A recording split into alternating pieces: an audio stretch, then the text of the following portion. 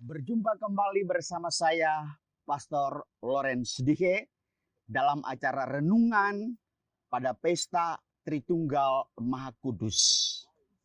Pertanyaannya adalah, apakah Allah orang Katolik itu ada tiga? Allah sesungguhnya adalah Esa satu. Saudari-saudara yang terkasih, dalam pandangan teologi, atas dasar Alkitabiah, gereja merefleksikan kebenaran ini dan merumuskannya dalam paham-paham teologi. Tentu saja, rumusan teologi pun belum sepenuhnya memadai jika dibandingkan dengan pengalaman rohani yang hidup dan keadaan Allah Tritunggal yang sebenarnya.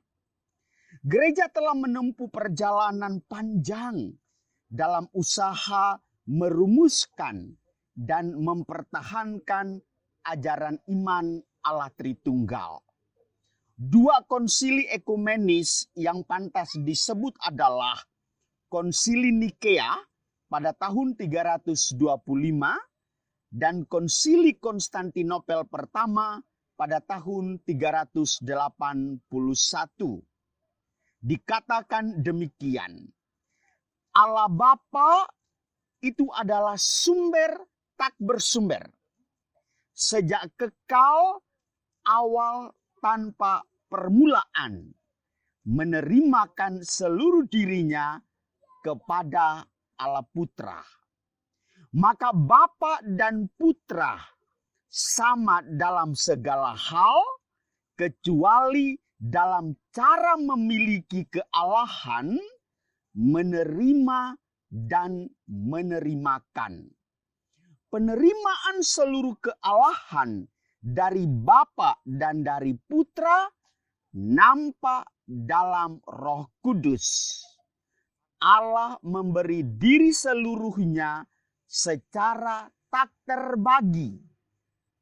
Kemahaesaan adalah hakikatnya, sehingga mustahil terbagi-bagi dalam unsur-unsur yang bisa dijumlahkan secara nominal. Karena angka 1 dan 3 harus dimengerti secara analogis.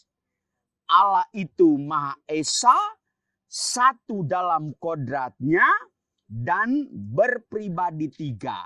Dengan demikian jelas bahwa sesungguhnya Allah orang Katolik adalah Esa, bukan ada 3 Allah, dan dia juga tidak diperanakan.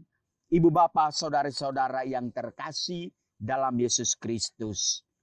Maka dogma tentang Tritunggal Maha Kudus menurut Katekismus Gereja Katolik yang telah berakar dari zaman jemaat awal memberikan garis jelas bahwa Tritunggal adalah Allah yang satu.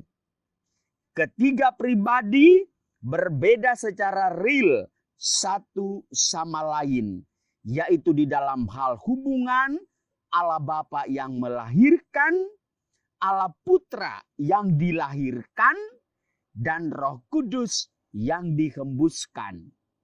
Dan yang ketiga pribadi ini berhubungan satu dengan yang lainnya.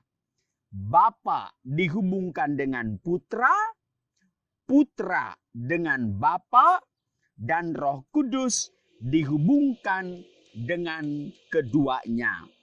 Ibu bapak, saudari-saudara yang terkasih dalam Yesus Kristus, dengan demikian perayaan misteri Tritunggal Maha Kudus memiliki makna misioner.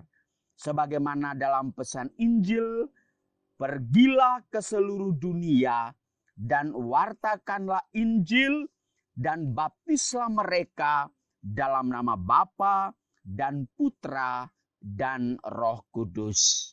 Pada akhirnya Trinitas hanya dipahami dalam kacamata iman, bukan dalam kacamata pengetahuan manusia. Tidak akan pernah ketemu. Meski ada banyak hal yang kita pelajari dari misteri Tritunggal Maha Kudus, karena pemikiran manusia tidak mampu membaca segala-galanya, tetapi iman akan dapat menangkap segala-galanya. Selamat merayakan Pesta Tritunggal Maha Kudus. Semoga Allah yang Maha Kuasa memberkati saudara-saudari sekalian, Bapa dan Putra dan Roh Kudus. Amin.